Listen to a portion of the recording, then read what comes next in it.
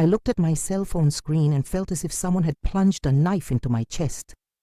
It was as if all the air had been sucked from my lungs at once. I couldn't breathe, couldn't blink, couldn't look away from the image burning into my retina. My son Michael, my daughter-in-law Patricia, and my granddaughter Emily smiling in front of the Eiffel Tower, wearing custom t-shirts. Wilson family in Paris, 2025. The posting date? Exactly yesterday, exactly on my 77th birthday. The same day I waited for them until 10 at night, with the table set and candles slowly melting like my hopes. Before I continue, tell me in the comments which city you're listening to my story from, and if you've ever experienced something similar. Don't forget to subscribe to the channel.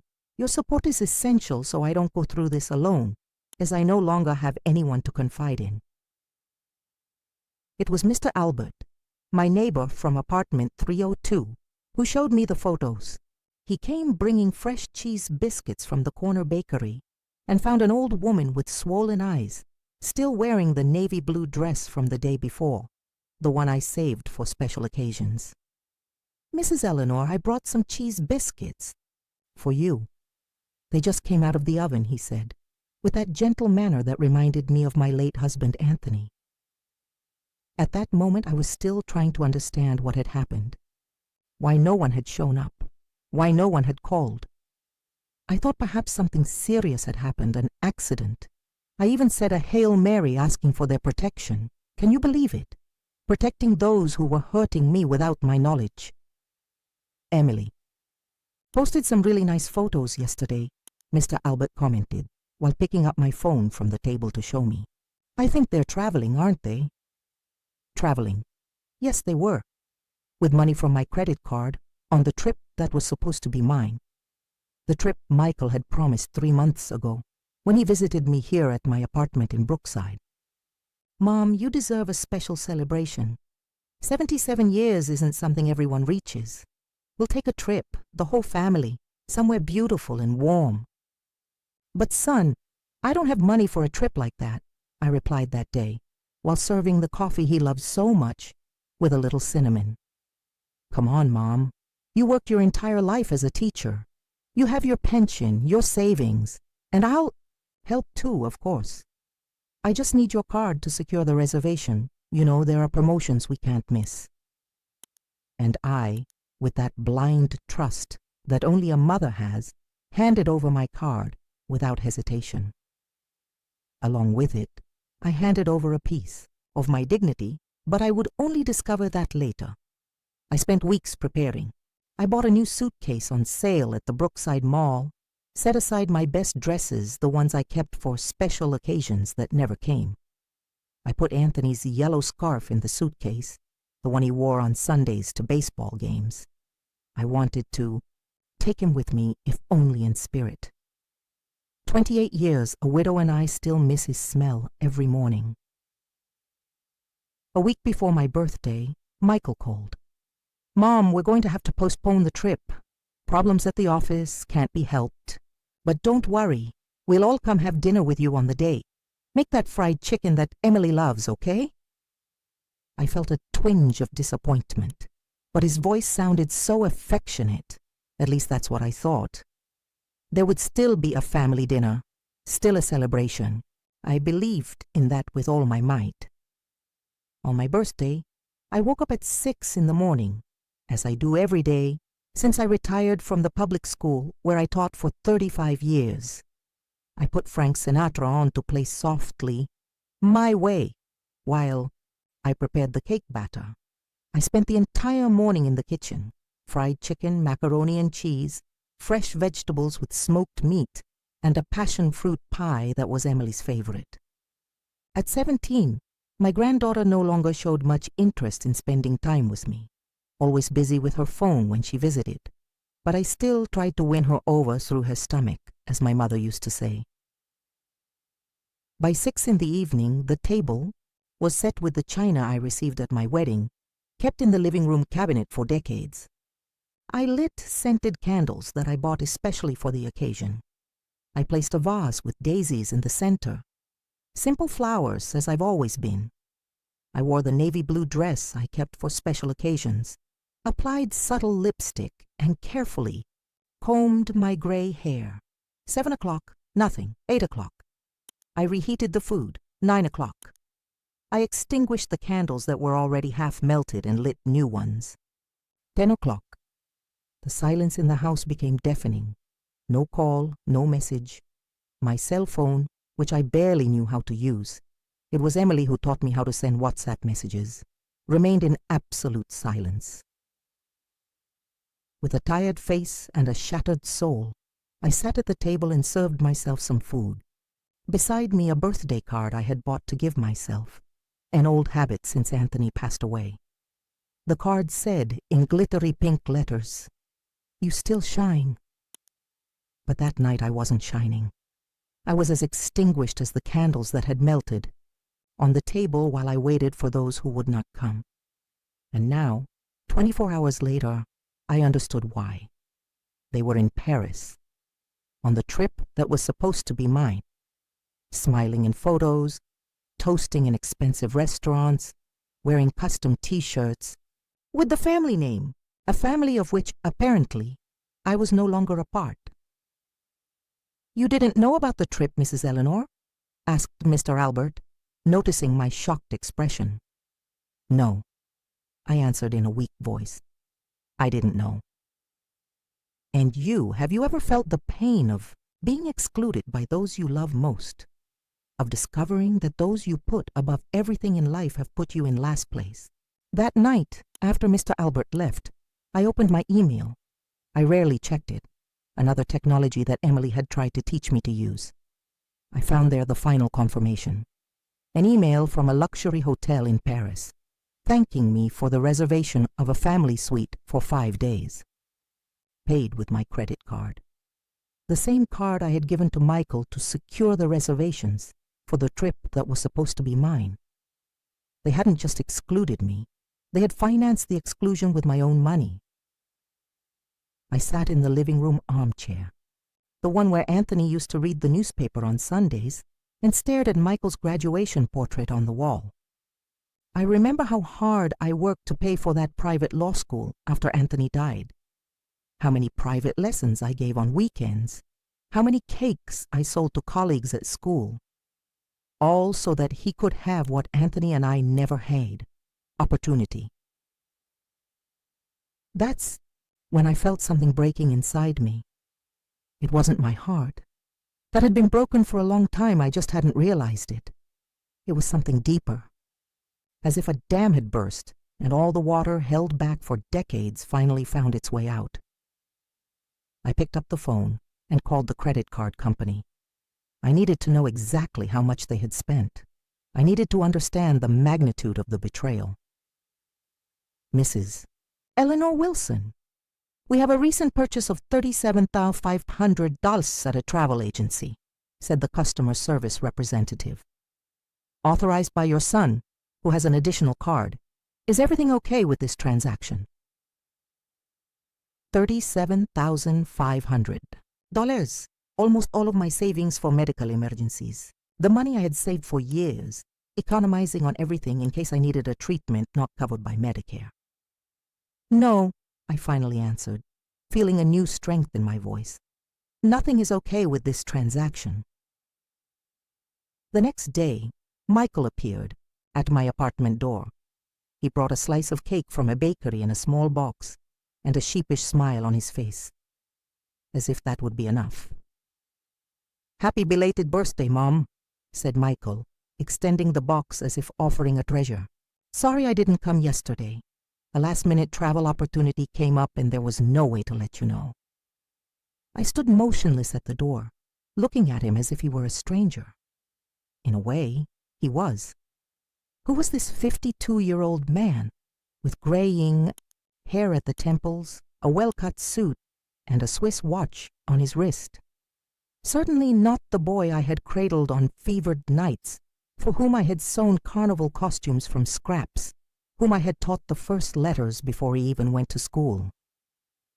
"May I come in?" he asked, faced with my silence.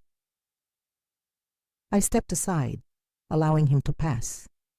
He entered, placed the cake on the kitchen table, and looked around, noticing the remains of the celebration that never happened. The dishes still on the table, the melted candles, the homemade cake half eaten. Before I continue, tell me in the comments if you've ever felt invisible to someone you love. This pain I'm feeling, is it just mine? Mom, you didn't need to do all this. It's just another birthday, he said, as if trying to diminish the importance of the date, thereby making his abandonment less serious. I felt my face heating up. It was anger, an emotion I rarely allowed myself to feel. I was raised to be patient, understanding, to always turn the other cheek. But at that moment, something inside me refused to follow the script. Where did you go? I asked, keeping my voice controlled. He hesitated for a moment, perhaps calculating which version to tell. Paris, he finally answered. An incredible promotion came up, one of those you can't miss. It all happened very quickly. With my money, I said, not as a question, but as a statement. Michael blinked, surprised by my directness. Usually I circled around issues, softened confrontations, avoided direct accusations. Mom, it's not quite like that. I'll reimburse you, of course. It's just that the opportunity appeared and $37,500, Michael, almost all of my reserve for medical emergencies. He swallowed hard, adjusting his tie as he did when he felt uncomfortable. How do you know? I called the bank, I replied, feeling a strange satisfaction at seeing his discomfort. I spoke with the manager of my account. Do you know what else? I discovered, son. He remained silent, his face beginning to pale. I discovered that over the last 8 months, you used my card to buy a $15,000 watch, a $12,000 laptop, dinners at expensive restaurants, gifts for Patricia, a sum that reaches almost $100,000. Mom, I was going to tell you, was going to return everything. They're just advances, you know that. Advances on what, Michael? On my teacher's pension? Or on the inheritance you're so eagerly waiting for? I felt myself trembling, but not from fear. It was as if each word spoken released a little more of the weight I had been carrying without knowing. You're being cruel, Mom, he said, changing tactics. After all I've done for you. Who visits you when you're sick? Who resolves your problems with the bank, with the health insurance? And who pays for all that, Michael? It's not you who covers my health insurance with your lawyer's salary. It's me with my pension. You just act as the intermediary, as if I were incapable, and apparently you charge quite a lot for that favor. He took a step toward me, his face contorted in an expression that mixed anger and desperation. Are you getting senile, Mom? Are you listening to these gossiping neighbors? Was it that old man from 302 who put these ideas in your head? At that moment, I saw myself back in the classroom, confronting a disrespectful student. I straightened my spine, raised my chin, and spoke with the voice I had used for decades to control entire classes. I'm not senile, Michael. I'm waking up. And don't blame Mr. Albert. He was the only one who remembered my birthday. Michael ran his hand through his hair, again changing strategy. Look, Mom, let's forget about this. It was a misunderstanding. I'll return the money, I promise. I just need some time. The real estate market is difficult. The office isn't bringing in as much as before. How much do you spend per month on your credit card, Michael? The question caught him by surprise. What? Your standard of living. How much does it cost per month? He shrugged, visibly uncomfortable. I don't know. About 20,000-30,000. With your salary as a partner in the law firm? Yes, of course, and some investments. And how much of my pension and my savings? He looked away, and at that moment I had my answer. Get out of my house, Michael. Mom, you're overreacting. It was just a trip, a gift for the family. Emily needed to relax after the college entrance exams. Patricia works so hard. And me? Don't I deserve anything? Not even the consideration of a phone call on my birthday? When he didn't respond, I walked to the door and opened it. Leave, now. Mom, you can't be serious. What are you going to do alone? Who's going to take care of your bills, your medical appointments? I looked at this man, my son, who saw me only as a resource to be exploited, not as a person with dignity and her own desires. I've taken care of myself for 77 years, Michael. I raised you alone after your father died. I managed a home and a career. Do you really think I need you to survive? And you, what would you do if you discovered that the one who should protect you was in fact exploiting you? After Michael left, slamming the door hard enough to make Anthony's portrait on the wall tremble, I sat in the kitchen chair and cried, not from sadness, but from relief, as if I had removed a tumor that had been silently growing inside me. The next day, I woke up with a determination I hadn't felt in years. I took a shower, put on simple but dignified clothes, and went out. I walked 3 blocks to the seniors' community center, where I occasionally went for craft classes. It wasn't an activity day, but I knew that Mrs. Judith, the coordinator, would be there. "Eleanor, what a nice surprise!" she exclaimed upon seeing me. "Did you come for the community?" "Breakfast. Actually, Judith, I came because I need help." I told her everything, about the credit card, about Paris, about the lonely birthday, about the years of manipulation that I only now realized. Mrs. Judith listened in silence, her eyes narrowing as the story unfolded. "Come with me," she said when I finished. "I want to introduce you to someone." She took me to a room at the back of the community center, where a woman of about 60 was organizing some papers. Short-cut gray hair, colorful framed glasses, an erect posture that commanded respect. "Eleanor, this is Rachel Morgan. Rachel was a judge for 30 years. Now she's retired and provides voluntary legal assistance here at the center." Rachel stood up and shook my hand firmly. "Judith told me a bit about your situation over the phone. Unfortunately, it's more common than you might imagine."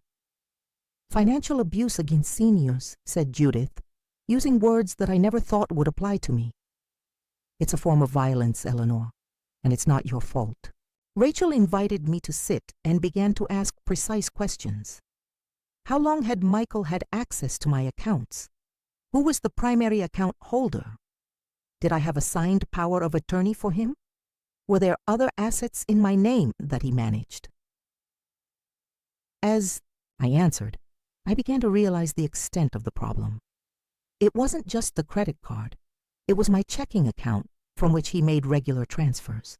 It was my apartment which he insisted I put in his name to avoid inheritance taxes, something that fortunately I never did.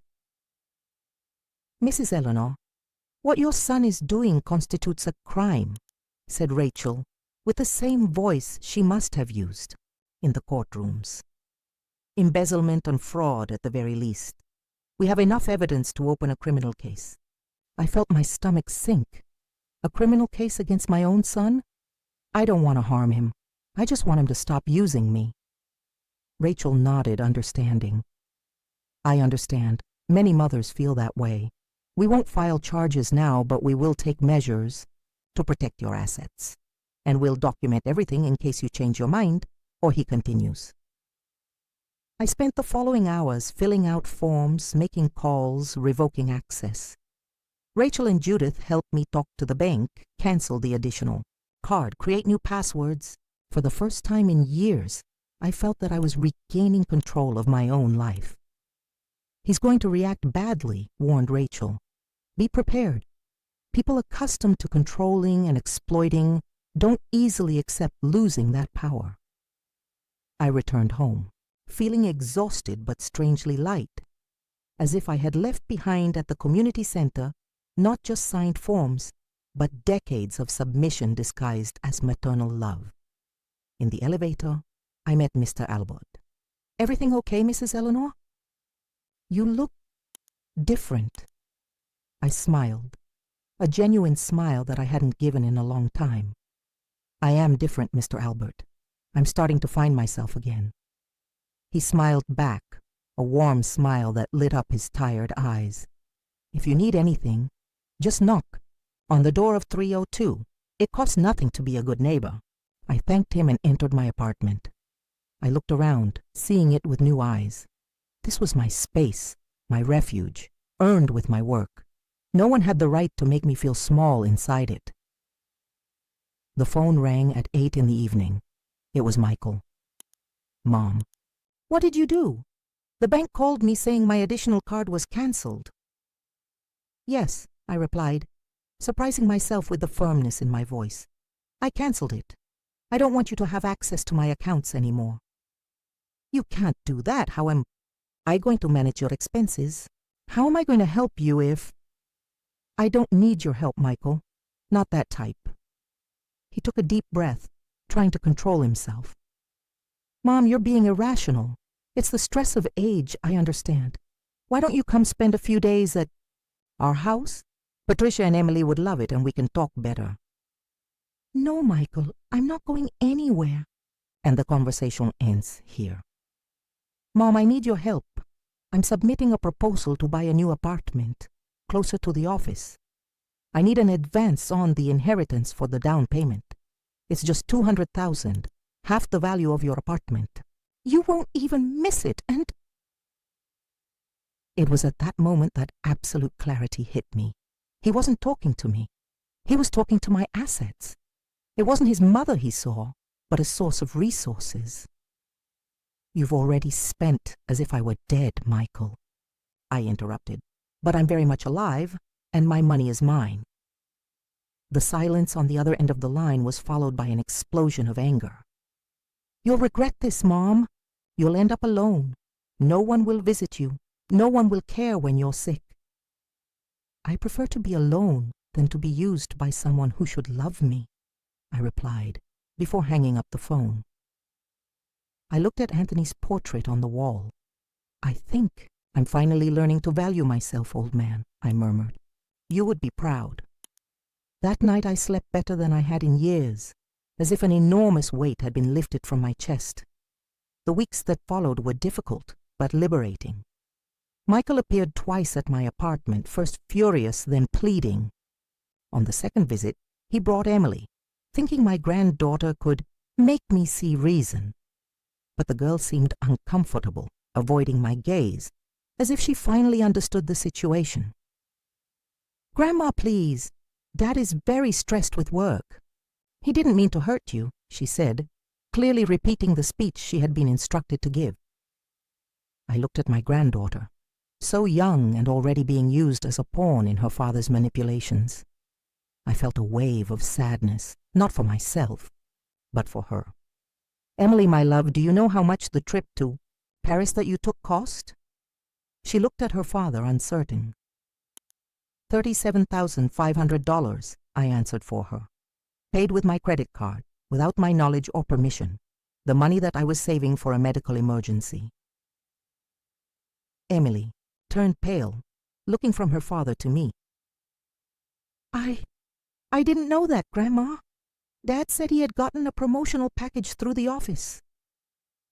Before I continue, tell me in the comments if you've ever had to make a difficult decision to protect yourself from someone you love. How was it dealing with the consequences? Michael quickly intervened. And I did, sweetheart. Your grandmother is confused, mixing things up. It's her age. Age hasn't made me confused, Michael. It's made me wise, I countered, maintaining my calm. Emily, your father has been using my money for years without my consent. Now that's over. That's all that's happening. I noticed something in my granddaughter's gaze. A seed of understanding, perhaps even indignation. She had always been observant since she was little. I remembered how, at 5 years old, she noticed when other children were unfair on the playground. It's not right, Grandma, she would say, with a seriousness that didn't match her round little face. Michael sensed the change in the air and decided to end the visit. "Let's go, Emily. Your grandmother needs to rest." After they left, I stood looking out the window, watching them get into the imported car parked in front of the building, a car that, I now suspected, had probably also been financed with my money. The next day, I did something I never imagined doing. I made an appointment with a financial consultant. Rachel, the retired judge, recommended me to Felicity Carter, a specialist in financial planning for retirees. Felicity was about 40, with curly hair tied in an unpretentious bun and a direct way of speaking that reminded me of my most pragmatic teacher colleagues. "Mrs. Eleanor, let's start from scratch. Forget everything your son told you about money and finances. You worked your entire life as a teacher, you're retired, you have your own apartment. That's already more than many people achieve in this country." Gradually, with patience, and without treating me as incapable, Felicity reorganized my accounts, created a simple system for me to track my monthly expenses, and taught me how to use the bank's app on my cell phone. "You don't need intermediaries," she stated while showing me how to check my statement. "You can manage everything yourself, and for the more complex things, I'm here." For the first time, I didn't feel diminished by my age or by my supposed inability with technology. Felicity treated me like a competent adult, something that not even my own son did anymore. At home, I began to reorganize not just my finances, but my life. I returned to frequenting the community center regularly, not just to resolve practical matters, but to participate in activities. I discovered a reading group that met on Thursdays. I reactivated old friendships with professional colleagues. I accepted Mr. Albert's invitation for afternoon tea on Sundays. It was on one of those Sundays, while we shared a cornbread with fennel, his late wife's recipe, that Mr. Albert made an observation that stayed with me. "You know, Mrs. Eleanor, old age can be a blessing if we know how to look at it right. For the first time in our lives, we have permission to be selfish, in the good sense, to take care of ourselves first." I thought about that for days. My entire life had been dedicated to others, to students, to my husband, to my son. I always put their needs ahead of mine. And now at 77, I was learning that this wasn't necessarily a virtue. In one of the meetings at the community center, Rachel asked me if I had thought about rewriting my will. "My will?" I repeated, surprised. I had made one years ago, leaving everything to Michael, of course. It seemed the natural course of things. "Yes," she replied. "It's important that it reflects your current intentions, especially considering the recent events." I had never considered leaving my assets to anyone other than my son, even after everything. But Rachel was right. It was something to consider. That night, at home, I picked up an old photo of Michael as a child, 10 years old, gap-toothed smile, holding a science fair trophy. I remembered how I had economized to buy the materials for that solar energy project, how we stayed up late gluing, cutting, testing, how his eyes shone when he won first place. Where was that boy? At what moment did he stop seeing his mother as a person and start seeing her as a resource to be exploited? 2 weeks later, I asked Rachel to accompany me to a notary's office. I rewrote my will. I didn't completely disinherit Michael. I left him a small part, enough so that he couldn't legally contest the document. The rest, including my apartment, would be destined for a foundation that helped elderly women who were victims of abuse and financial exploitation by family members. "Are you sure about this, Eleanor?" asked Rachel after we left the notary's office. "Absolutely," I replied. "My money was earned through honest work, teaching generations of children to read and write, to think for themselves. I don't want it to end up financing the luxury of someone who doesn't respect me." I didn't tell Michael about the will, but he must have suspected something. The calls became rarer. The visits ceased completely. Patricia, my daughter-in-law, sent a cold message on Mother's Day. Emily, I missed her. The girl was caught in a crossfire she didn't create. The months passed. The Brookside winter, mild by northern standards but still cold for my old bones, gave way to spring.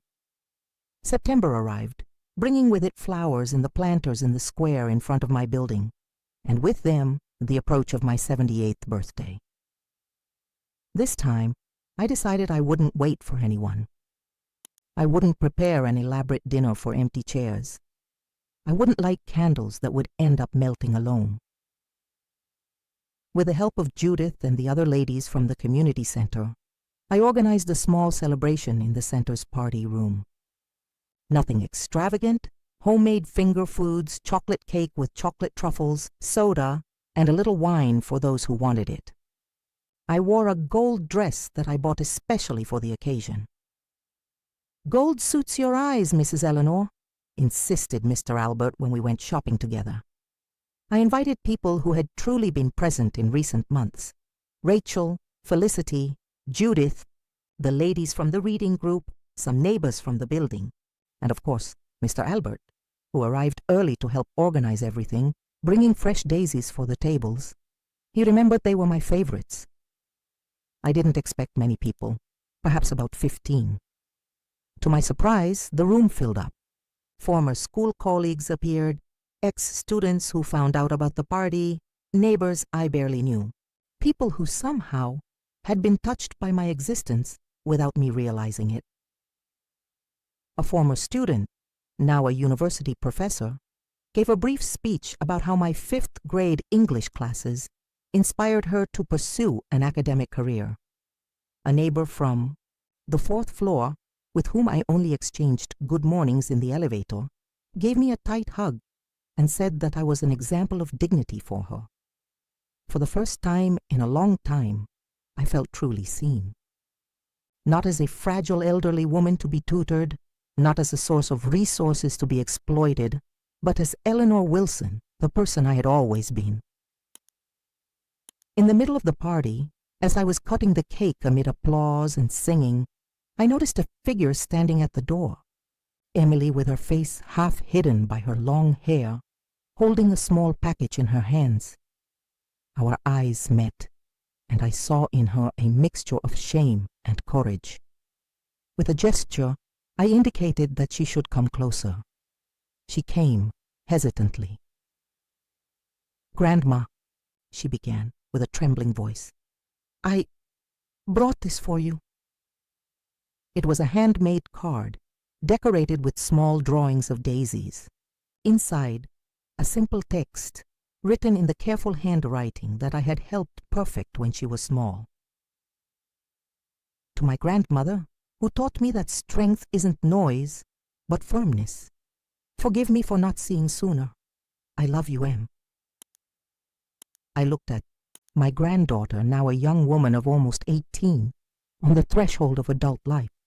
There was sincerity in her eyes and also pain. "Does your father know you're here?" I asked softly. She shook her head. "He and Mom fought. She's also tired of the things he does. I'm staying more at Grandma Louise's house." My former mother-in-law, Anthony's mother. We always had a good relationship, even after his death. It made sense that Emily would seek refuge there. "Thank you for coming, dear," I said, offering a plate with cake. I didn't offer a hug. Trust, as Rachel had taught me, needs to be regained with time and actions, not with grand gestures. Emily seemed to understand. She accepted the cake, sat at a distant table, and observed the party in silence. Before leaving, she came to say goodbye. "Can I visit you any day soon, Grandma?" "My door is always open for you, Em, but with one condition." "What?" "That you come for me, not for your father." She nodded, understanding the depth of those words. When the party ended, Mr. Albert insisted on accompanying me home, even though we lived in the same building. "So, Mrs. Eleanor, was this birthday better than last year's?" he asked as we walked slowly along the sidewalk illuminated by the city lights. I reflected for a moment before answering. It wasn't better, Mr. Albert. It was mine. At home, after taking off the high-heeled shoes that were starting to hurt, I prepared a chamomile tea and sat on the small balcony that overlooked the street. Nighttime Brookside sparkled before me, a city that never completely slept. I didn't look at my cell phone. I didn't wait for any calls. I just appreciated the silence, occasionally interrupted by the breeze that shook the leaves of the maple tree in the building's garden. I thought about Anthony, about how proud he would be of the woman I had become, not despite my age, but because of it. I thought about my female and male students, now adults, some with children, perhaps even grandchildren. I thought about Michael and felt a pang of sadness, not for myself, but for him, who would never understand the richness he lost by reducing me to a financial resource. At 78, I discovered that love shouldn't hurt, nor demand the loss of oneself. That respect isn't something you beg for, but something you demand. And most importantly, that it's never too late to choose yourself. I finished my tea, looked one last time at the city lights, and went to the bedroom.